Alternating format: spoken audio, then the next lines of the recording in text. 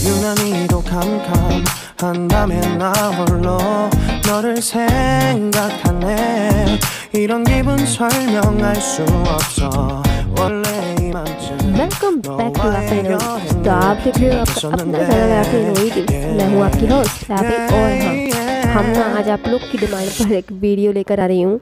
और इस वीडियो में पता है क्या है, आप लोग मुझसे बोल रहे थे आपका कहाँ पे वर्किंग स्टूडियो है, कहाँ आपका ऑफिस है, आप कहाँ से काम करते हो। तो मैं आप लोग के साथ शेयर कर रही हूँ। भाई मैं अपने घर से ही काम करती हूँ। ये मेरा एक रूम है, तो इसी रूम के अंदर मैं काम करती हूँ और यहीं से ही आप लोग को आपके पार्सल्स पहुँचाती हूँ। एक स्मॉल बिज़नेस है मेरा। ये सब चीज़ें जो आपको दिख रही हैं मेरे घर में, सब मैं ही बनाती हूँ, रखती हूँ, करती हूँ। तो इस चीज़ में मैं आपको दिख रही होगी मेरी ट्रॉफ़ी, सर्टिफिकेट्स, काफ़ी सारी चीज़ें रखी हुई हैं। मैं बचपन से ही क्रिएटिविटी में बहुत ज़्यादा इन्वॉल्व रही हूँ। और ये वीडियो पता है आप लोग को बहुत मोटिवेट करने वाला है, क्योंकि मेरा स्टूडियो सिर्फ ये है जो है ना, ये ड्रॉज और ये रूम है। और मेरा जो सामान आपको दिख रहा है वो पूरा मैंने इसी में इस तरह से अरेंज किया है कि भाई हमारा रूम भी रूम जैसा लगे और थोड़ा बहुत जो मैं काम करती हूँ वो भी मैं कर सकूँ, कुछ फैला ना रहे, कुछ भी अलग से अभी ना कोई वर्किंग टेबल है ना कुछ अलग से है अभी मेरे पास। जो है उसी में मैंने स्टार्ट किया था। और आप लोग को ये वीडियो इसलिए दिखा रही हूँ क्योंकि आपके और मेरे बीच में एक ट्रांसपेरेंसी रहे और आप लोग को मोटिवेशन भी मिले। साथ ही साथ अगर आप भी कुछ करना चाह रहे हो अपने हॉबी से रिलेटेड और अपनी एक्सपर्टीज़ से रिलेटेड, तो आप वो कर सकते हो। तो आप देखो कुछ चेन्स वगैरह रखनी है, छोटे छोटे से कुछ मोल्ड्स हैं जिसमें अभी जो मैं काम कर रही हूँ, वर्किंग कर रही हूँ, वो कुछ सामान आपको छोटा छोटा दिख रहा होगा सामने। बड़े बड़े जो पार्सल्स हैं वो तो हम फ़ौरन ही डिस्पैच कर देते हैं क्योंकि उनको जल्दी ही चाहिए होता है लोगों को। तो आप ये देख लो, एक छोटू सा माइक है, इससे वॉइस ओवर करती हूँ। कुछ बड़ा सारा माइक सिस्टम कुछ भी नहीं है अभी। और ये एक ट्राइपॉड है, बट ये भी बहुत सफिशेंट है, लोगों के पास ये भी नहीं होता। तो वो कहते हैं ना यार, जो आपके पास है उस पर फोकस करो, जो नहीं है उस पर मत करो, जो है उस पर फोकस करके आप बहुत कुछ कर सकते हो। तो आप ये देखो, इस ड्रॉर में मैंने थोड़ा सा पैकेजिंग मटेरियल रखा हुआ है, जो मैं पार्सल्स पैक वगैरह करती हूँ, सबसे रिलेटेड सामान है, कुछ डॉक्यूमेंट्स हैं, सभी कुछ इसमें डाल के रखा है मैंने। तो मैं ट्राइपॉड उठा के पहले तो नीचे रख लेती हूँ, क्योंकि जो मैं ये ड्रॉर्स खोलूँगी ना, इसमें मैंने जो कुछ अपना सप्लाईज जो रख के रखी हुई हैं वो आपको दिखाऊँगी। मतलब आर्ट एंड क्राफ्ट का जो मेरा सामान है वो दिखाऊंगी। और ये जो है ना, मेनली आप इधर नज़र डाल लो थोड़ी सी, ये है मेरी वर्किंग टेबल अभी। इसी पे काम करती हूँ। नीचे मेरा लेमिनेट मशीन रखा हुआ है, ये बॉक्स है जिसमें मैंने इंस्ट्रूमेंट डाल के रखे हैं, अपने ग्लव्स वगैरह, मास्क जो होता है, जो मैं वहीं से निकाल के फ़ौरन पहन लेती हूँ काम करते टाइम, तो मैंने वहाँ पे रख के रखा है। और डिस्पोजेबल ग्लव्स लेती हूँ तो वो फेंक देती हूँ, है ना। और ये मेरा कारपेट है, यहीं नीचे बैठ के पूरा अपना ताम झाम फैला के काम करती हूँ। अभी कुछ टेबल अलग से मैंने अरेंज नहीं किया है, कुछ भी नहीं है अभी। हाँ, आप लोग साथ देते रहोगे तो बहुत जल्दी आपको जगह भी दिखाती हूँ कहाँ पे मैं अपना ऑफिस या स्टूडियो क्रिएट करूँगी, बनाऊँगी। और ये भी आप देखो मेरा शोकेस, इसकी भी बड़ी तारीफ़ होती है, तो मैं कहा आप लोगों के साथ शेयर कर दूँ। ये पूरा जैसे आपको दिख रहा है ना, कंपार्टमेंट्स एक के नीचे एक के नीचे एक, इस तरह का पता है पूरा एक अपना वर्किंग कबर्ड बनाया जाता है टेबल के ऊपर, जिसमें सामान रखा जाता है अपना, जो कि मेरे पास अभी नहीं है। इस जगह पे मैं ये चीज़ करने वाली हूँ। और आप ये देखो, ऊपर ये लाइट का प्रॉपर अरेंजमेंट है मेरे रूम में, सब कुछ जो होना चाहिए एक तरह से लाइट और वीडियो के लिए वो है, बट वर्किंग स्टूडियो नहीं है। तो आप ये देखो, यहाँ पे इस जगह पे है ना मेरा फ्यूचर वर्किंग स्टूडियो होगा।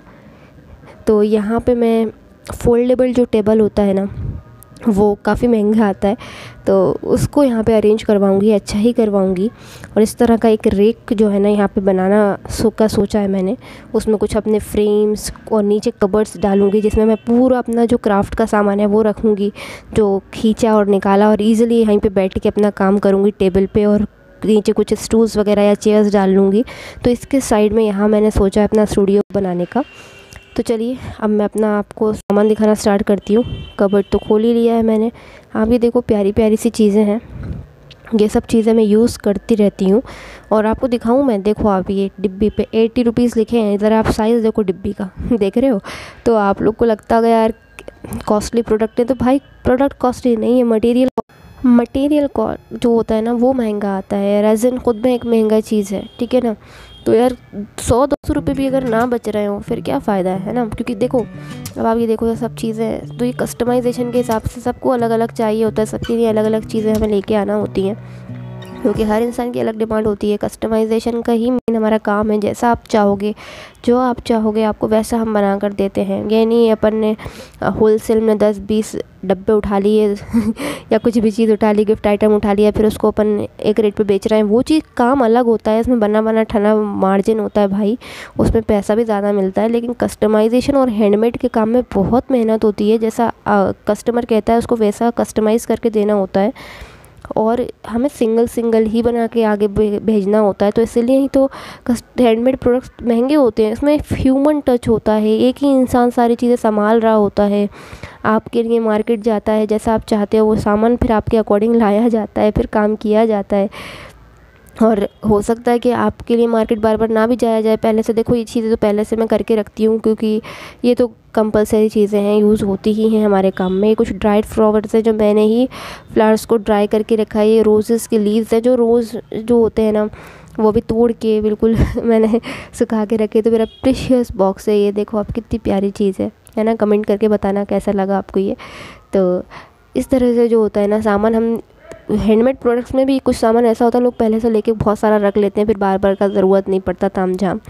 मटेरियल बल्क में लेने में थोड़ी बहुत चीज़ें ऐसी होती हैं जो लगती हैं, जैसा अभी रेज़न हो गया, लगता है ये बड़ा पीपा ले लिया भाई, थोड़ा बहुत फ़ायदा हो जाता है। लेकिन क्या है, हम जो है ना छोटा सा बिज़नेस है तो छोटी छोटी चीज़ों से स्टार्ट किए हुए हैं, तो हम थोड़ा थोड़ा ला के ही करते जाते हैं। हाँ, बट आने वाले टाइम पे हम बड़ी क्वांटिटी में भी लेंगे। लेकिन ये आपको मैं क्यों बता रही हूँ, मतलब ऐसा बताने का मोटिव क्या है भाई? मोटिव एक ही है कि ज़रूरी नहीं है कि तुम पूरा डबरा 12,000 20,000 का डबरा भर के चीज़ें लाओ, फिर ही बैठो, फिर बिज़नेस चलाओ। और अगर नहीं चला तो सोचने वाली बात है ना। तो थोड़ा थोड़ा करके आप अगर कुछ चीज़ में एक्सपर्ट हो, स्टिचिंग करते हो, टेलर बनना चाहते हो, या जो भी है भाई, बुटीक खोलना चाहते हो, धीरे धीरे करके स्टार्ट तो करो। थोड़ा थोड़ा इन्वेस्ट करो ना, आपका लॉस हो और आपको समझ में भी आ जाए आपके प्रोडक्ट की डिमांड है या नहीं है।